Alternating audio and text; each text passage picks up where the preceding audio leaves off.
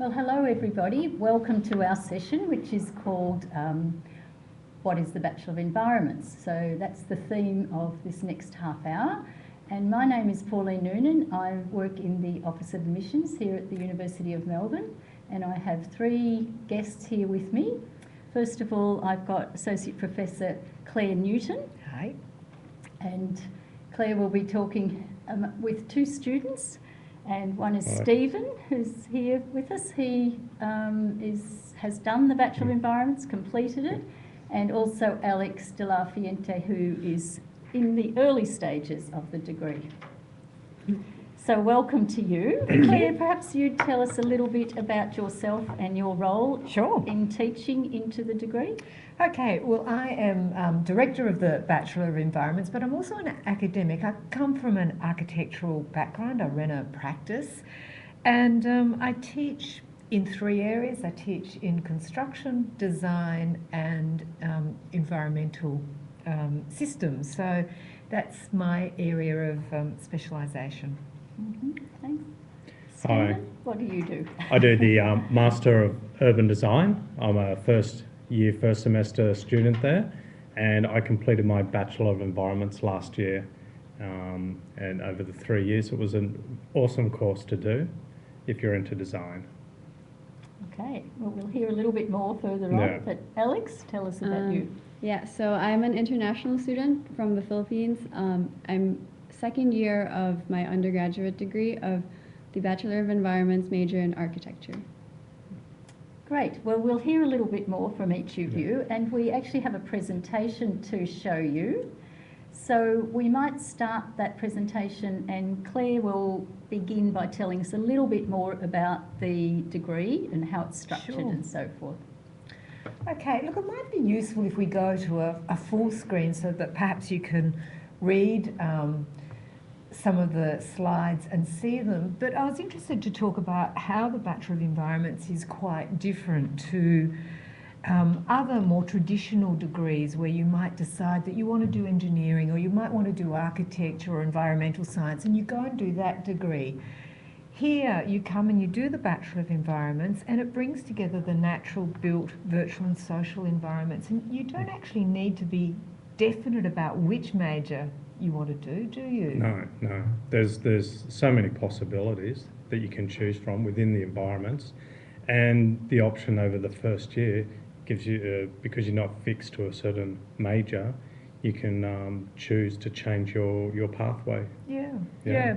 So it brings together the natural, built, virtual and social environments, and the other unique aspect of this degree is that it's taught by three different faculties, and so really from day one you're learning in a whole range of different ways, and you're working alongside people with interests in a range of disciplines. Alex, did you know which major you wanted to do when you came into the degree? Actually, I was looking at urban planning or architecture, and in the end of my first year I chose architecture, so that was a pretty big deal.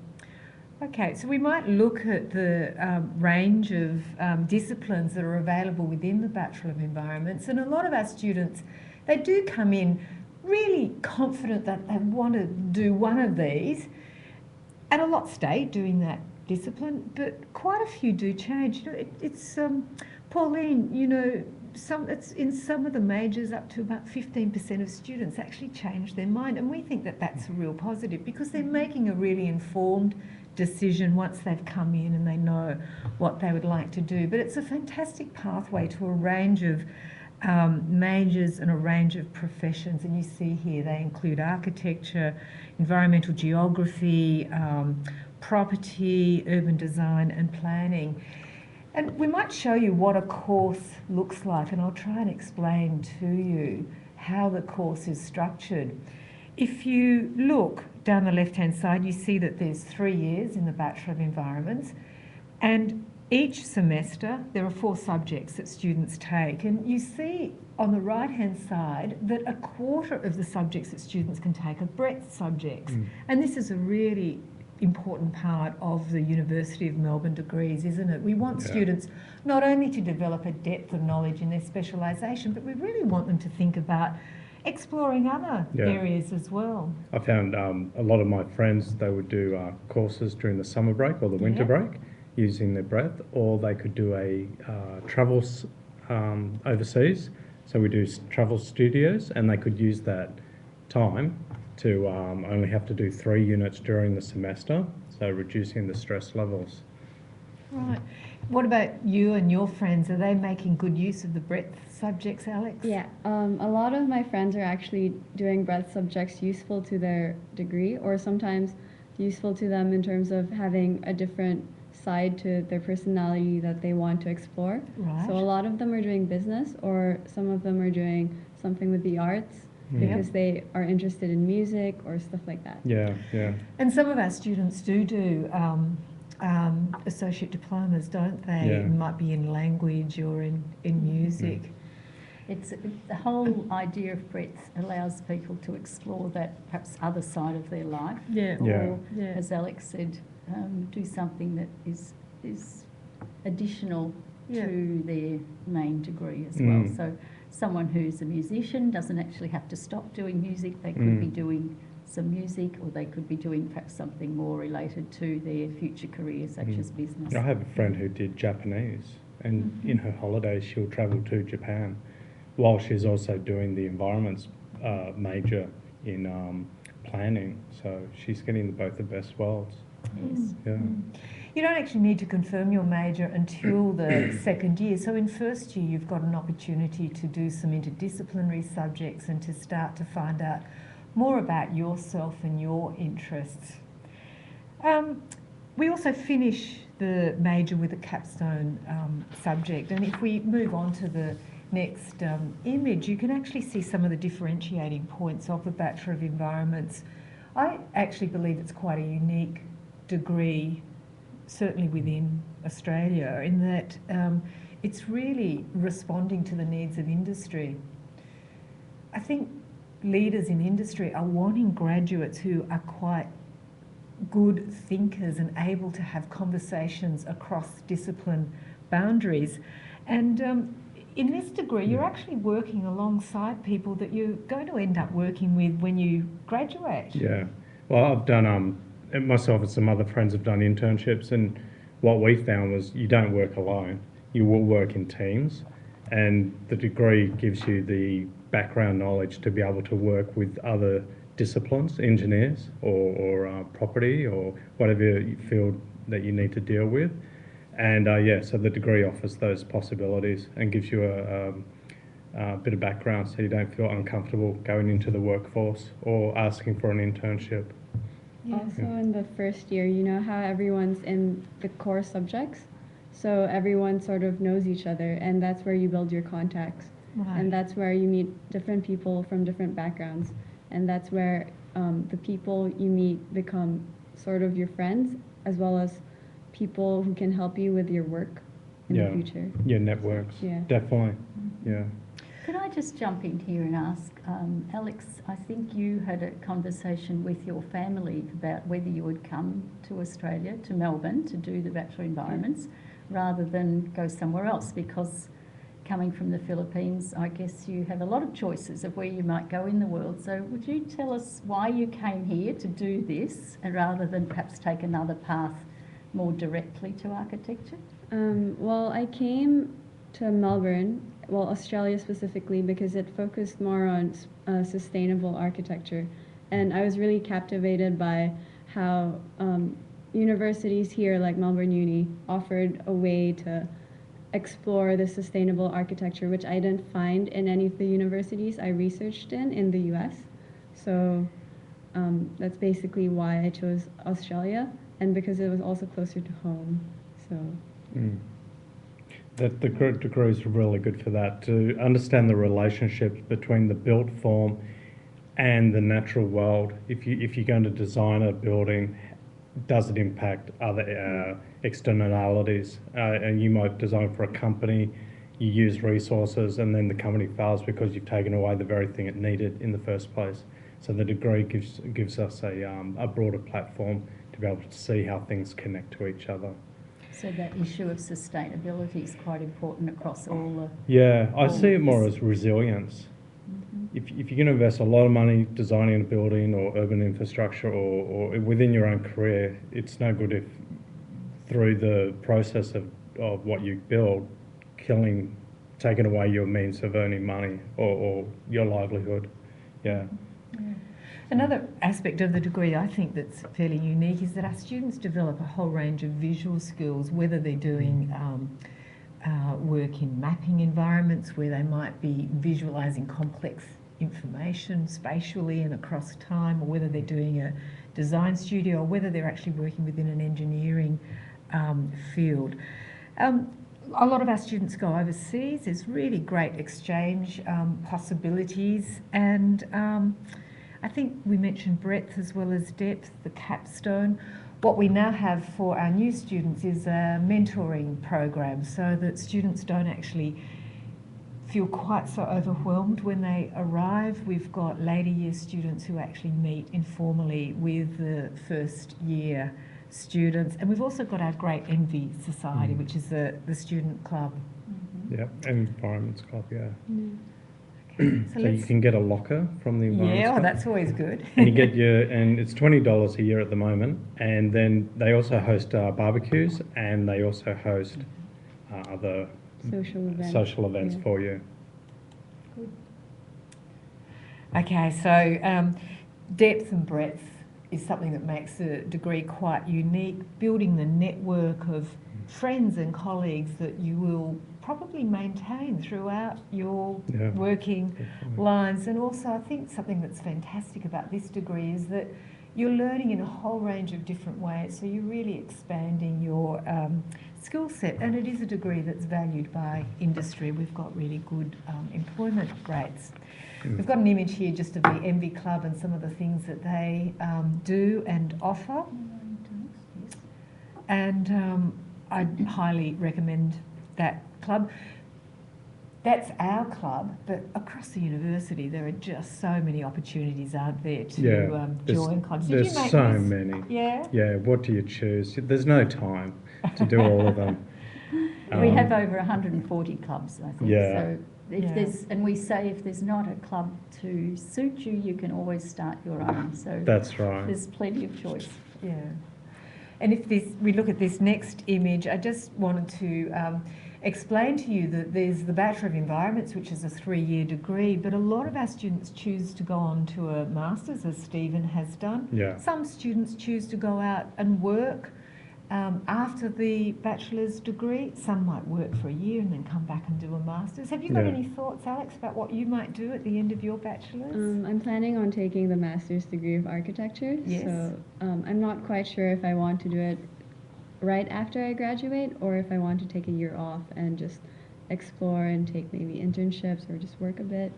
Yeah, and a lot of students do take that year off, and then they feel that they come back and they really appreciate those last 2 years. So there's plenty of possibilities there. One of the things that students sometimes ask us when they see the skills the drawing skills that our students have, and we can look at this next image which shows the work of a 3rd-year student. Our students come in usually without drawing skills, and very quickly pick them up. Yeah, I didn't have any drawing skills when I first came in. But the faculty provides a wonderful tutorial systems for one, which is called Linda, and that's free. It's an American tutorial system, and it's very high quality, easy to use. They also provide a lot of all the software you require is available, and there's a ton of computers available. Yeah, and you can do 3D printing now, so you can actually, design something and print it in 3 dimensions. That's pretty cool. It's pretty cool. We've also got a construction workshop. I don't know if you've had a chance, Alex, yet to use the construction workshop, but we have a lot of people down there. They might be doing furniture workshops, or they might be, building, model making down there. So we don't expect students to be able to draw when they come, but they do develop those skills pretty successfully. And I just want to show some work of one of our master's students, 2 of our master's students, because it won an international, it was shortlisted for an international competition, and it won the People's Choice Award. And in this new proposal for our main train station in Melbourne, you can actually see how the natural and built environment have come together so successfully, and I think that that is a lovely story. Yeah, that's a great project. I think he's from Brazil, the young man. And now the really exciting thing, if we look at the next two slides, is we see the building that we're going to be moving into next year. It's a built example, and we're going to be learning from this building once we occupy it. The architects, won by an international competition, have really been very interested in thinking about the building as a piece of what we call a built pedagogy. And let's look at this last slide, which is the interior of the building. So we can't wait to occupy it. It's getting finished 4 months early, which is fantastic. So any students coming in 2015, this will be their building. It's going to be great. It's located right next to the Student Union, which has all the food amenities, and just next to that is the sports facilities. So it's just well placed, and it's going to be a great place to study in. What do you reckon? Well, from what I see from the outside, I really love the structure, and I just can't wait to use it. Yeah. My bags are packed. I'm ready. I did a tour over the interior. It's still under construction. I did it last week. I actually think the interior is going to be even better than the exterior. Yeah, it's wonderful. And the library is located in the building, so we have our own library facilities. Yeah. And you can walk through the building at the ground level. It's almost part of the campus, and on one side there's a construction workshop, on the other there's the library, and then there's this incredible atrium space upstairs with their hanging studios inside. Yeah, it's just going to be brilliant. So maybe we could ask you both, what do you think have been... Should we go off full screen slide? Yes, and then we might. can... Yes, you can see us a little bit at Yeah. there. Cool. What do you both feel have been the highlights of your degree? Perhaps Stephen first, since you finished the Bachelor of Enviroments, what's been the highlight for you? It's big. It's just being able to... You can get it using the skills to get internships, using the skills to join clubs that are, I did urban design and planning, so I could go to seminars that are in that field. I can go to councils, I can talk to people in the industry now, and if I wanted to get a job at the moment, I could do that. I actually got to have an internship through a research company, and that's another great thing about Melbourne University of Melbourne, is there's a lot of research companies in campus and around the campus. So if you have a strong interest in architecture, you could probably find a research company and go and do an internship. And they're very, with the skills that we learn, we can use those skills to do those things.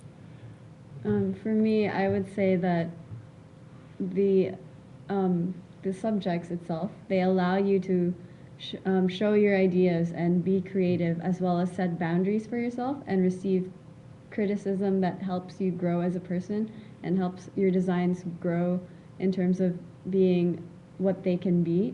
And yeah, I think that's just a way that you can express yourself with standards that the university subjects set for you. Yeah, that's the learning curve is you'll do a project or a particular part of the project and it's really overwhelming. But then from that experience, you'll actually, the next stage, you'll do even more. And the first stage, you could redo that and that's nothing anymore. So the learning outcomes are quite high. What amazes me is just how quickly students learn and pick up information. And it's a very different environment to school. The kinds of assignments that you tackle within the degree are kind of very open-ended questions. There's no right and wrong answer. And the way you work often is you are part of perhaps sometimes a really big lecture theatre, but then you'll go down and you'll be in a studio group or a tutorial group or a seminar group that only has 15 or 16 people, and they work with you quite carefully throughout the semester. Yeah. This is, we for myself, I always create a study groups each semester with different subjects. and we find that helpful when we need to discuss ideas about what we're learning. Well, Do you for do me, something like yeah, that? something like that. But since none of us actually learned a lot of the programs that we use now, like Rhino and AutoCAD, a lot of us come together and discuss how we can do this, because some people might have learned it and some people haven't. So it's a way of sort of taking information from each other and developing your own ideas. Yeah. Peer Exactly. learning is so important Yeah. at the university, and something that has really transformed our university, I think, over the last 10 years is that we've got a lot more spaces which are student-only spaces. So they're the library spaces where you can work informally, collaboratively or individually. But we actually have an entire building for the Bachelor of Environment students, which is untimetabled. It's a really beautiful space where students can actually just go and work in a team or on their own when they need to. Have you been using the Frank Tate Tate, building? Frank Tate's awesome. It's Yeah. open 24 hours for Bachelor of Environment students. So if you Mm. really have a project that's due like the next day, you can spend, I don't know, 24 hours in the Frank Tate building just working on it. Yeah. And you're not working on your own. There's other people around you. Yeah. I think we're pretty spoiled at the University of Melbourne in that sense. Mm. So is there anything you'd like to tell prospective students? I mean, both of you come from very different backgrounds. Stephen, you might tell us a little bit about your journey and then perhaps give us some advice for prospective students, and then Alex, we'll hear from you. Yeah. It depends. From my perspective, I'm a mature age student, so I was previously working within education and administration, and coming to Melbourne Uni, I just came to visit my sister in Melbourne, and I came to Melbourne University to walk around. I just thought, wow, this is awesome. This place is really cool, and I'm going to study here. And I got in, and then after a while, I was able to migrate from the workforce to the study life. And it wasn't easy, but it's the best thing I've done in many years. So for mature age students, there's a lot of services provided, and it's easier to talk with the lecturers, and there's more facilities available than you could possibly use in the whole degree. Yeah. And Alex has a different pathway. So I'm an international student, so it's very different from actually being a domestic student from Australia. You get a lot of services, and especially if you're having trouble with English, there are services for that too. And a lot of the things in the Bachelor environments allow you to express yourself as an individual. So being an international student here, it's really overwhelming, but at the same time, you get a feeling of welcoming and comfortability that you would normally get as if you were like from here as well. Yeah. It's a very welcoming university. I'm local, I'm an Australian, but I'm not from Melbourne. And I found the climate here is in regards to relationships is quite good. Yeah. Good, okay. Well, I believe we've got a couple of questions from people who've been sending them in. And one is from Leslie from Ecuador, and she'd like to know, she wants to study the Bachelor of Environment, she wants to know what she needs to do. Well, that's quite easy, and I can answer that one. We have an online application form, Leslie, so basically you just have to go to the online form and complete it. But of course you have to have certain qualifications to get into the university, and to do the Bachelor of Environments you need to have completed your final year of high school. You can see by going on our website, you can quite easily fill in what country you've come from and what qualifications you might have done at high school, and whether that is acceptable to be able to come straight to the university, and what scores you might need. For instance, if you're doing IB, the International Baccalaureate, or if you're doing A-levels, or if you're doing Indian curriculum, or if you're doing American High School Diploma, all of those and many more are listed. And then really, if you meet the standards that you need to get in, and you can just fill in that form and provide the transcript from your high school diploma. But if you have any more questions about that sort of thing, there are links on our website that you can go to ask. It's quite specific questions. And I believe at last count we had around 50 plus nationalities doing the Bachelor of Environments, and so we're very keen to welcome people from all around the world. And something that's fantastic is that you are developing a global network of colleagues. Yeah. We have another question here I'm trying to read from Samantha. No, that's not one from Samantha, sorry, I've got that a bit muddled. One of the other questions I thought I might ask you while we're waiting for a moment is, do you have any particular advice to give students? Maybe Alex, you coming from another country, any particular advice about people who might be thinking about the Bachelor Environments? It's a very well-equipped course for you, especially if you wanted to do something like architecture or something in relation to design. It's a very equipped course that allows you to express yourself, and it also teaches you so many different things about the built environment and about the environment itself. So I would really recommend it, and you don't have to know a lot about design or about how to do this on the computer or programs or drawing. They'll all teach you that, and yeah, just don't worry about it. I think just be motivated. What you may choose a particular field like architecture. However, that doesn't mean you can't change to something else. So I have a friend who did architecture, and now he does a Master of Civil Engineering. So the skills are transferable. So feel comfortable to have a go at as much as possible and to get a feel where you want to be at. Okay, we've got another question, which is actually from a student who hasn't come straight from school. She or he is at another university and would like to change. So I guess that's a little bit more complicated, and we have to take every application on an individual basis. But normally, if you've studied in another university and want to transfer during your degree, we have to see the transcript and the description of the subjects you've studied already to determine if we can give you the maximum amount of credit into the degree. And of course that will vary depending on what you've studied already. But again, there's the same online undergraduate application form is used, and where it says, you know, are you seeking credit? Obviously you say yes, and then you provide the information that's requested. I came from the University of Newcastle. So Leslie, yeah. So I was at University of Newcastle. I did 3 years or 4 years, and then I visited Melbourne, and I actually cancelled that degree and applied for Melbourne University. So I've spent a few more years longer than I thought, but it is possible to do it. And you can get some credits if you want. However, you don't have to. You could do the full degree as well. Do you have anything to add to that, Claire?